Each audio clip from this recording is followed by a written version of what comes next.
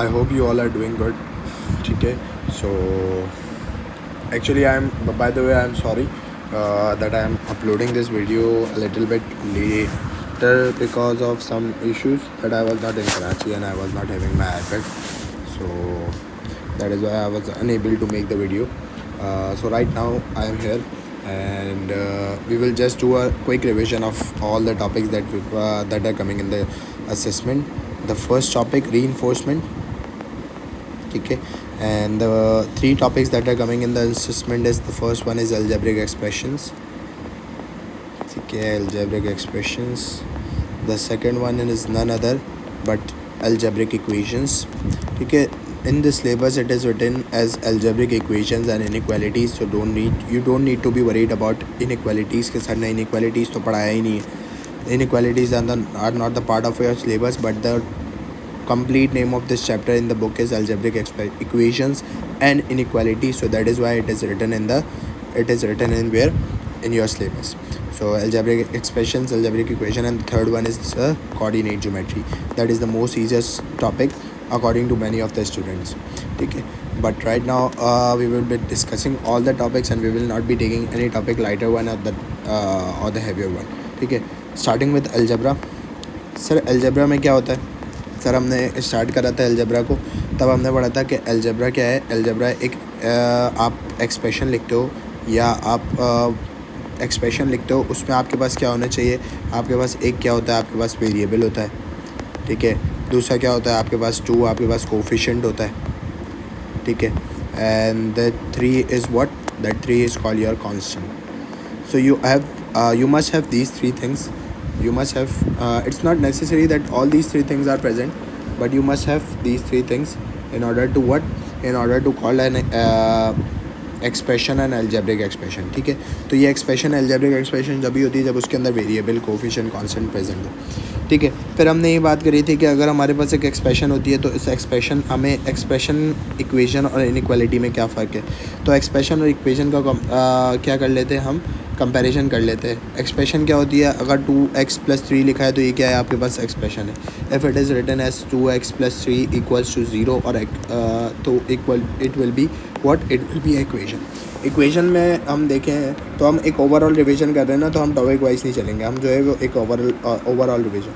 Equation की मैंने दो क्लासिफिकेशन बताई थी कि आपके एग्जामिनर आपसे दो टाइप का क्वेश्चन मांग सकता है. एक आपसे मांग सकता है सॉल्विंग ऑफ इक्वेशन, जो कि मोस्ट प्रोबेबली है, और एक आपसे मांग सकता है फॉर्मेशन मांग सकता है. फॉर्मेशन कैसी होती है सर, फॉर्मेशन होती है आपकी वर्ड प्रॉब्लम से पढ़ के होती है. ठीक है, आपको वो एक वर्ड प्रॉब्लम दे देगा सिंपल सी, और उस वर्ड प्रॉब्लम को पढ़ के आपने एक्स और वाई की टर्म्स में कोई ना कोई इक्वेशन बनानी होती है, और फिर आपके पास हो सकता है कोई ना कोई इक्वेशन आ जाए जस्ट लाइक दिस, और आपने उसको सॉल्व करना होगा. सॉल्विंग में सब बच्चे जो है वो 100% मार्क्स लेके आते हैं. फॉर्मेशन में most of the students got difficulty. और जो हमारे पास question number 5 of the worksheet that I have given to you ना, वो हमारे पास फॉर्मेशन का है. तो उसकी तीनों जो एग्जाम्पल्स हैं उसको हम डिस्कस कर लेंगे कि इस तरीके से हो सकता है पेपर में क्वेश्चन आ जाए. ठीक है, अभी रीइंफोर्समेंट को डिस्कस करते हुए जाएंगे, बट अभी हम one by one, step by step चल रहे हैं. सॉल्विंग में क्या आता है सर, सॉल्विंग में अगर आपके पास एक इक्वेशन लिखी हुई है 2x+3 equals to 0, so what you can do is that, कि आपके पास एक बात हमेशा एक रूल याद रखो कि इक्वेशन को सॉल्व करने का एक ये रूल होता है कि अगर लेफ्ट हैंड साइड पे आपके पास कोई चीज़ ऐड हो रही है तो वो राइट हैंड साइड जाके क्या हो जाएगी, सब्ट्रैक्ट. इसी तरीके से लेफ्ट हैंड साइड पे कोई चीज़ मल्टीप्लाई हो रही है तो वहाँ राइट हैंड साइड पे जाके क्या हो जाएगी, divide. And vice versa. Vice versa का मतलब क्या है कि इसका उलट. ठीक है, अगर हम बात करें फॉर एग्जांपल, अगर हम बात करें कि 2x+3 है, 2x+3 इक्वल्स टू 0 है, तो ये +3 उधर जाके क्या हो जाएगा सर, -3 हो जाएगा. ठीक है, और ये हमारे पास 2x ही रहेगा. x इक्वल्स टू -3/2 हो जाएगा. तो ये हमारे पास क्या आ गया, x इक्वल्स टू -3/2 हो गया. मतलब x की वैल्यू निकाल ली, हमें क्या करना था, इक्वेशन को सॉल्व करना था. मोस्ट ऑफ द टाइम्स वो क्या लिख के देगा, सॉल्व द इक्वेशन, या कभी कभार एग्जामिनर का मूड होता है तो वो कहता है find the value of x और find the value of the variable. जो भी वैल्यू है उसकी वैल्यू आप फाइंड आउट करो.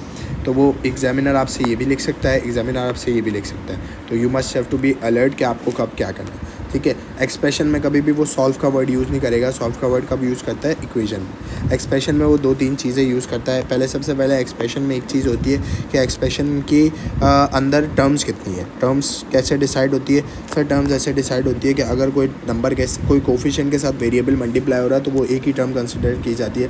लेकिन आपका वेरिएबल के साथ कोई कांस्टेंट ऐड हो रहा हो तो वो क्या हो जाती है, वो डबल हो जाती है टर्म्स.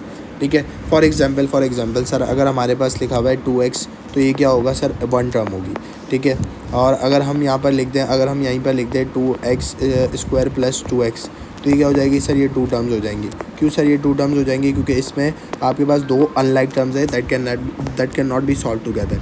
और अगर मैं इसी तरीके से लिख दूँ 3x plus 4 minus 2x square तो ये क्या हो जाएगी सर, ये 3 टर्म्स हो जाएगी। इसमें 3 अनलाइक टर्म्स आ गई सर। अगर इससे ज़्यादा m plus n plus o plus p सर 4 टर्म्स आ गई तो ये भी आपके पास क्या है, ये भी आपके पास क्या हो जाएगी, ये भी 4 टर्म्स अनलाइक टर्म्स हैं तो ये भी सॉल्व नहीं हो सकती। तो सर इनको कुछ नाम कहते होंगे ना, बिल्कुल इनको नाम कहते हैं, आपके जहन में ये नाम ज़रूर आ रहे होंगे अभी जब आप जो वीडियो देख रहे हैं। क्या है, अपने आप को टेस्ट भी करते जाए। पहले का क्या होता है, मोनोमियल होता है।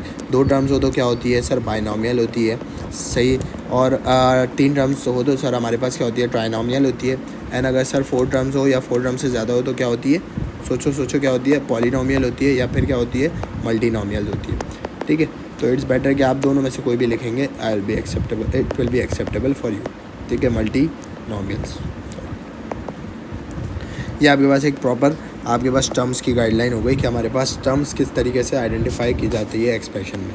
फिर जब आप टर्म्स आइडेंटिफाई कर लेते हो तो आपका नेक्स्ट स्टेप क्या लगता है, आपका नेक्स्ट स्टेप लगता है कि आपने एक्सप्रेशन को सॉल्व करना है। एक्सप्रेशन में आपके पास बहुत सारी चीज़ें आती हैं। अच्छा सर, बहुत सारी चीज़ों से क्या मुराद है? बहुत सारी चीज़ों में आपके पास एक्सप्रेशन में क्या क्या चीज़ें आ सकती है सर? एक्सप्रेशन में आपके पास एडिशन आ सकती है सर, आपके पास उसके अलावा सब्ट्रैक्शन आ सकती है सर, उसके अलावा आपके पास मल्टीप्लिकेशन आ सकती है सर। अगर मल्टीप्लिकेशन आ रही है तो डिवीज़न भी आ सकती है, लेकिन हम कहते हैं कि मल्टीप्लिकेशन और डिवीज़न एक ही तरीके से आती है। एडिशन और सब्ट्रैक्शन भी क्या आती है, एडिशन और सब्ट्रैक्शन भी अलग नहीं आती, एक ही तरीके से आती है। तो एडिशन और सब्ट्रैक्शन जब आप एक्सप्रेशन कर रहे होते हो तो एक ही फॉर्मेट होता है, जब मल्टीप्लिकेशन डिवीज़न कर रहे होते हो तो एक ही फॉर्मेट होता है। अगर एडिशन सब्ट्रैक्शन की पहले बात करें तो सर थोड़ा सा जूम इन कर देते हैं। एडिशन सब्ट्रैक्शन कैसे होती है? फॉर एग्जांपल अगर आपके पास लिखा हुआ है x square plus 2x, sorry यहाँ पर लिख रहा हूँ मैं थोड़ा, एक्स स्क्वायर प्लस 2x, ठीक है, and 3x square minus 4x, इन दोनों को ऐड करना है। तो आप क्या करेंगे सर, 2 टर्म्स हमें ऐड करना है तो हम एंड की जगह क्या लगाएंगे, प्लस का साइन लगाएंगे, एक्स स्क्वायर प्लस 2x लिखेंगे, ठीक है, 3x स्क्वायर माइनस 4x लिख देंगे। और हम क्या करेंगे, लाइक टर्म्स को एक साथ सॉल्व कर लेंगे, x square plus 3x plus 2x minus 4x। तो ये क्या हो जाएगा, एक्स स्क्वायर प्लस 3x क्या हो जाएगा, 4x स्क्वायर हो जाएगा। 2x माइनस 2 माइनस 4 क्या हो जाता है, माइनस 2x। तो ये आपके पास क्या आ गई, आपके पास ये आ गई एक्सप्रेशन, ठीक है, एडिशन और सब्ट्रैक्शन में। अगर सब्ट्रैक्शन में होता सर केस तो उल्टा होता। फॉर एग्जांपल सब्ट्रैक्शन का केस लिखे तो लिखा होता 3x square minus 2x plus 4 from, ठीक है, from 6x square minus 2x minus not minus 2x minus 8x, ठीक है, माइनस 10, ठीक है।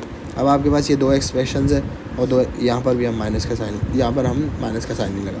2 एक्सप्रेशन है, दोनों एक्सप्रेशंस को आपने क्या करना है, आपस में सब्ट्रैक्ट करना है। तो सब्ट्रैक्ट करने का क्या फॉर्मेट होता है, कोई टेंशन लेने की ज़रूरत नहीं है। फ्रॉम के बाद जो नंबर लिखा हुआ होता है वो क्या आता है, वो पहले आता है। हमें याद आ रहा है सर, बिल्कुल पुरानी क्लास याद आ रही है, ठीक है।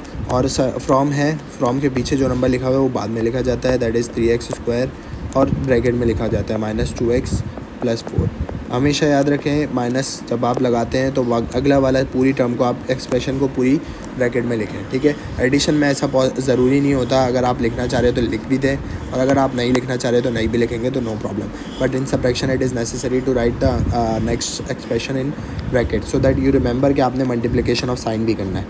तो this will be 6x square minus 8x minus 10, ठीक है, माइनस प्लस क्या हो जाएगा, माइनस 3x स्क्वायर, ठीक है, माइनस माइनस क्या हो जाएगा sir, plus 2x, minus plus क्या हो जाएगा सर, माइनस 4। तो ये आपके पास आ गई। अब आप लाइक टर्म्स को आपस में ऐड सब्ट्रैक्ट करेंगे, 6x square minus 3x minus 8x plus 2x, ठीक है, माइनस 10 माइनस 4। तो माइनस 10 माइनस 4 माइनस 14, ठीक है, माइनस 8 प्लस 6 माइनस 8 प्लस 2 आ जाएगा माइनस 6x, ठीक है, 6x माइनस 3x हो जाएगा 3x स्क्वायर। तो ये आपके पास क्या आ गई, ये आपके पास आ गई एक्सप्रेशन को सब्ट्रैक्ट करने पे आपकी टर्म। फिर हम किस पे आते हैं, फिर हम आते हैं मल्टीप्लिकेशन और डिवीज़न पे। मल्टीप्लिकेशन में थोड़ा सा वास्ट चीज़ें आ जाती है। मल्टीप्लिकेशन की बात करें तो मल्टीप्लिकेशन में सर फॉर एग्जांपल सिंपल सा भी आता है आपके पास कि if it is written 3pm multiply by 4m square p, तो इसको मल्टीप्लाई करना है तो कैसे मल्टीप्लाई करेंगे सर? सिंपल, इसकी मल्टीप्लिकेशन होगी 3 कोफिशिएंट को कोफिशिएंट 3 4 ज़ा 12 आ जाएगा, पी को पी से करेंगे तो पी स्क्वायर आ जाएगा, एम को एम में करेंगे तो एम क्यूब आ जाएगा। सर ये एम क्यूब और पी स्क्वायर कैसे आया? देखो पी के पास पावर 1 है, पी के पास पावर 1 है, दोनों पावर्स आपस में मल्टीप्लाई, दोनों वेरिएबल्स आपस में मल्टीप्लाई हो तो पावर्स ऐड हो जाती है। ऐसे ही दोनों वेरिएबल सेम है और दोनों के पावर्स डिफरेंट है तो दोनों पावर्स क्या हो जाएंगी? ऐड हो जाएगी। इसके पास 1 है, इसके पास 2 है, तो क्या आ जाएगा आंसर? 3 आ जाएगा। सॉरी, ठीक है। तो ये हमारे पास आ गया। और क्या आ सकता है सर मल्टीप्लिकेशन में? और एक और तरीके का सवाल आ सकता है। कैसे तरीके का सवाल आ सकता है कि सर ब्रैकेट्स की मल्टीप्लिकेशन आ सकती है। याद रहना चाहिए कि ये चीज़ ना भूलें, 3x + 1, ठीक है, और x + 2 लिखा हुआ है तो इसको मल्टीप्लाई कैसे करेंगे? तो 3x पूरे इस ब्रैकेट से मल्टीप्लाई होगा x + 2 से, इसी तरीके से +1 इस पूरे ब्रैकेट से मल्टीप्लाई होगा, ठीक है, तब जाके आप सॉल्व कर सकेंगे। और अगर आप सॉल्व कर रहे हैं तो ये क्या हो जाएगा? 3x x से मल्टीप्लाई होगा तो x² हो जाएगा, 3 2 से मल्टीप्लाई होगा तो 6x हो जाएगा। बहुत गौर से देखिएगा ये मल्टीप्लिकेशन, ये एक सवाल है ना, आपको सारे मल्टीप्लिकेशन के कॉन्सेप्ट्स क्लियर कर देगा।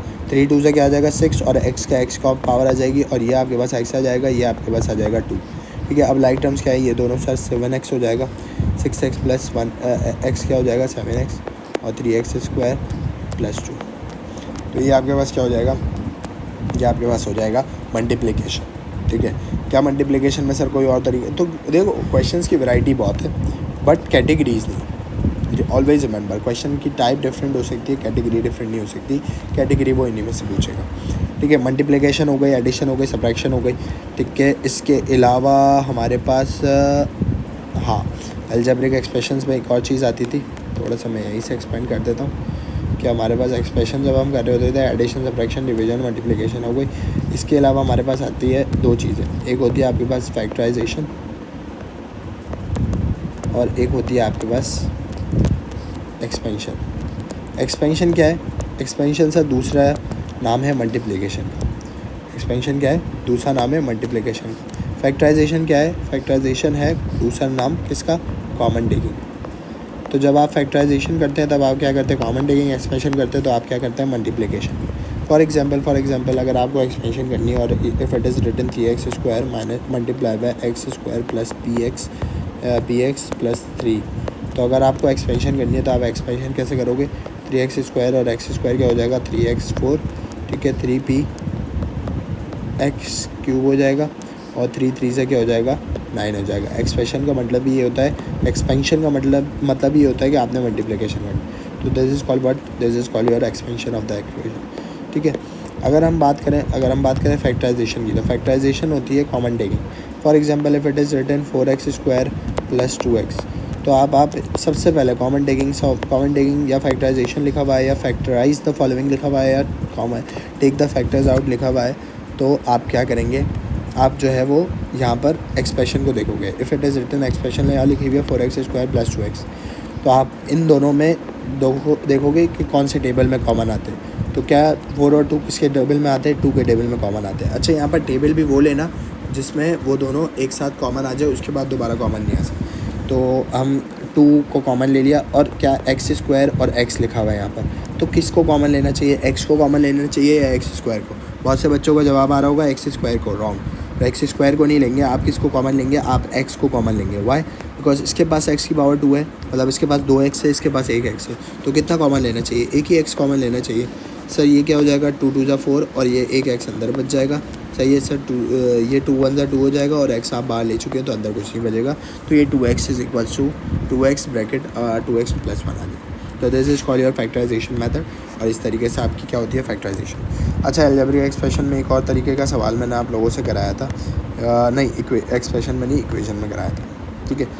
इक्वेशन में आपने ये तो तरीका देख लिया। एक और होता था हमारे पास, जब आपके पास डिनोमिनेटर्स में वेरिएबल आ जाए, डिनोमिनेटर्स में क्या आ जाए? हाँ, वेरिएबल आ जाए, तो आप क्या करें?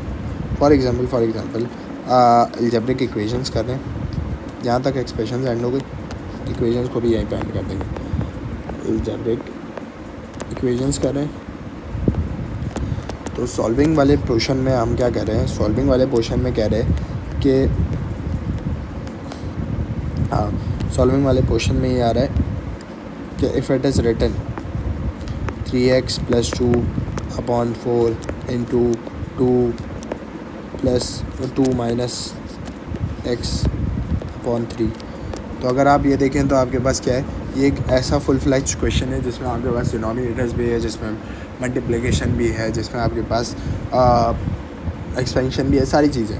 तो आप क्या करेंगे, एडिशन सब्ट्रैक्शन भी होगी। तो आप पहले 4 को इधर भेजेंगे, 3 को इधर भेजेंगे। टेंशन नहीं लेना होता है, पहले जो डिनोमिनेटर आ रहा है ना उसको उठा के आपने क्या करना है, आपस में क्रॉस मल्टीप्लाई करना है। तो 3 इधर आके मल्टीप्लाई होगा किससे, 3x प्लस 2 से। 4 उधर जाके क्या मल्टीप्लाई होगा, 2x माइनस, बीच में किसका साइन आएगा, बीच में साइन आएगा सर इक्वल टू का। 4 इधर जाके मल्टीप्लाई होगा 2 माइनस एक्स। तो 3 3 से क्या हो जाएगा 9x, 3 2 से क्या हो जाएगा 6, ठीक है। 4 2 से क्या हो जाएगा सर 8, और 4 माइनस एक्स 4 माइनस 4x हो जाएगा, ठीक है, माइनस 4x हो जाएगा। अब आप क्या करोगे, लाइक टर्म्स को एक साथ लिखोगे। For example 9x minus plus 4x, ठीक है, इक्वल्स टू 8 माइनस 6। तो 9x प्लस 4x कितना हो गया, 13x हो गया, और 8 माइनस 6 क्या हो गया, 2 हो गया।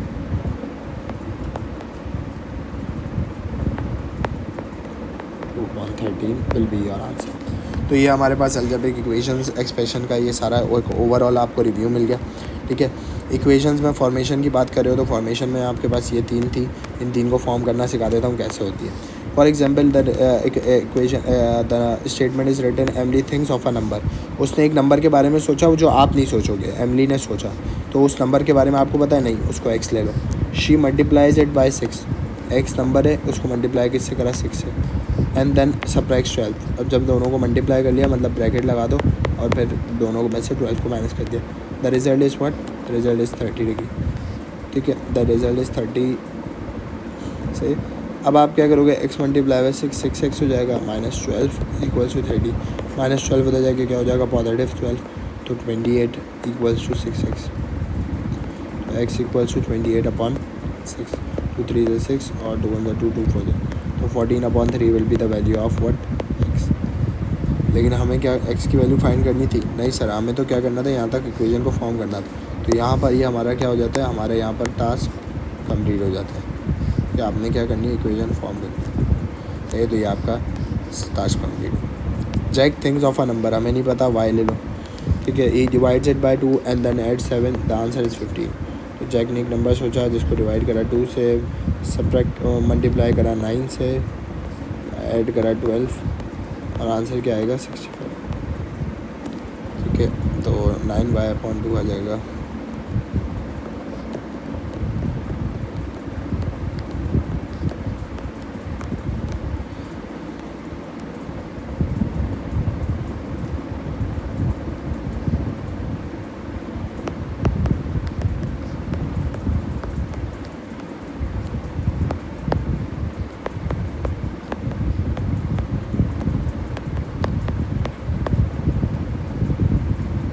ठीक है, तो इसको हमने क्या करा, इसको हमने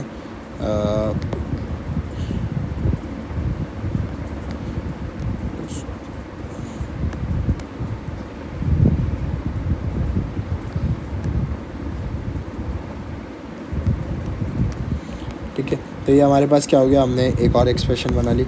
दूसरी इक्वेशन फॉर्म करनी हो तो ये क्या है सर, सारा thinks of a number x ले लो and then multiplies it by 2, तो 9x प्लस 12 इक्वल्स टू 65। तो इस तरीके से आप करते रहो, ठीक है। ये भी हमने सॉल्व करने की कोशिश करी। हमारा आंसर कहाँ कंप्लीट हो गया था, हमारा आंसर सर कंप्लीट हो गया था यहीं पर। आपने क्या करनी है, आपने इक्वेशन फॉर्म करनी है। आपने जब ये इक्वेशन फॉर्म कर ली तो योर आंसर इज़ कंप्लीट, ठीक है। इसी तरीके से इसमें ये वाली इक्वेशन फॉर्म कर ली तो आपका आंसर कंप्लीट है, ठीक है। अब आ जाओ कोऑर्डिनेट ज्योमेट्री में। देखो कोऑर्डिनेट ज्योमेट्री में कुछ भी नहीं है, रॉकेट साइंस नहीं है, कोई ऐसा सच प्रॉब्लम नहीं होनी चाहिए आप लोग को। Coordinate geometry is the most easier topic. सबसे पहले आपको पता होना चाहिए कोऑर्डिनेट्स प्लॉट कैसे करते हैं, ठीक है।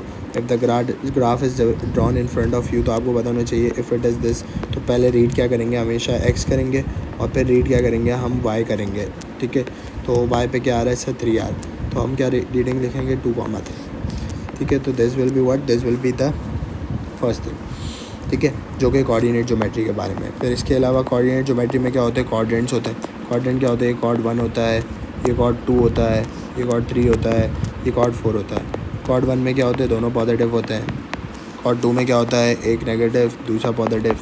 कॉर्ड 3 में क्या होता है, दोनों negative.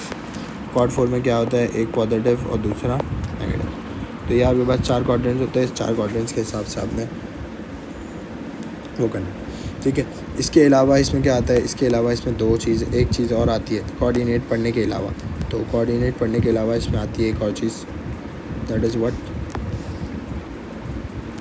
That will help you in your paper is this is the lines. कि अगर ग्राफ पे कोई भी वर्टिकल लाइन बनी हुई है तो वो लाइन किसकी होगी सर? अगर ग्राफ पे कोई वर्टिकल लाइन बनी हुई है तो वो लाइन होगी लाइक दिस, ठीक है। और अब यहाँ पर आप क्या देखोगे, और क्या ये लाइन वर्टिकल है या हॉरिजॉन्टल है? If it is a vertical line तो आंखें बंद करके क्या लिख दो, x इक्वल्स टू, और यहाँ पर नंबर देखो 3 है तो x इक्वल्स टू 3, और ये क्या हो जाएगी आपकी एक्सप्रेशन हो जाएगी, इक्वेशन हो जाएगी, ठीक है। इसी तरीके से अगर आप थोड़ा सा और चलें तो थोड़ा सा आपके पास एक और लाइन आ रही है, दिस वन। ये कैसी लाइन है सर? Horizontal line. हॉरिजॉन्टल देख के सर क्या याद आता है? हॉरिजॉन्टल देख के याद आता है y equals to y equals to क्या आएगा? y इक्वल्स टू आएगा सर यहाँ पर जो भी नंबर लिखा हुआ होगा, यहाँ पर फॉर एग्जांपल लिखा हुआ है -2, तो y इक्वल्स टू -2 क्या हो जाएगी? आपकी इक्वेशन हो जाएगी, ठीक है। तो दिस इज़ कोऑर्डिनेट ज्योमेट्री, ठीक है। इसके अलावा कोऑर्डिनेट ज्योमेट्री में एक और चीज़ आती है कि अगर आपके पास ग्राफ बना हुआ है और आपको पॉइंट्स प्लॉट करने हो, पॉइंट्स कौन से प्लॉट करने हो सर? आपके पास पॉइंट टेबल बना के दे दें। For example this is the point table कि वो कह रहा हो x1 है, x2 है, x3 है, तो y क्या है? y -1 है, y -3 है, और y क्या है? -5, ठीक है। तो अब आप क्या करेंगे, आप प्लॉटिंग ऐसे करोगे, आप प्लॉटिंग ऐसे करोगे x1 पे y क्या है? y -1, x1 पे y -1, तो ये आप क्या लगा दोगे यहाँ पर, ठीक है। x2 पे y -3, x2 पे y x3 पे y -5, ठीक है। तो ये आपके पास एक स्ट्रेट लाइन बन जाएगी,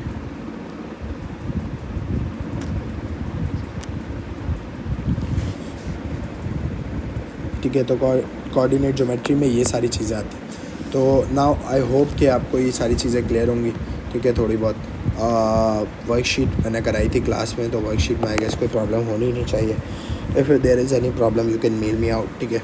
एंड आई होप सो कि you will this video will be beneficial for you, कि आपको एक क्विक रिविजन हो गया होगा अलजेब्रा का, क्योंकि अलजेब्रा में बहुत सारी चीज़ें हैं तो वो सारी चीज़ें देखना बहुत मुश्किल हो जाती है। फिर कोऑर्डिनेट ज्योमेट्री का भी एक क्विक रिविजन हो गया। कोऑर्डिनेट ज्योमेट्री में इतनी चीज़ें नहीं है, लेकिन 3 चीज़ें और तीनों ग्राफ्स है, तो तीनों ग्राफ्स आपको पता होनी चाहिए, आपको ड्रॉ करने आने चाहिए, ठीक है। अगर वो x इक्वल्स टू 3 की लाइन लिख देता है तो आपको ड्रॉ करने आनी चाहिए, जो कि वर्टिकल लाइन होती है आपके एक्सिस पर, ठीक है। तो ये फाइल अगर आप कहेंगे तो वीडियो के साथ ही पेश कर देता हूँ। Just be confident while doing the paper, ठीक है। दिस इज़ जस्ट असेसमेंट, ठीक है। And the Ramzan is also going on, so I hope कि आप लोग का पेपर इंशाल्लाह अच्छा होगा, ठीक है। Don't try to just copy out the concepts, try to understand the concept from this video, because I was making this video at I guess 3:56, so this was something for you guys. So I hope you will like this video and you will do great work in your papers, ठीक है। Till then, see you, all the best, Allah Hafiz everyone.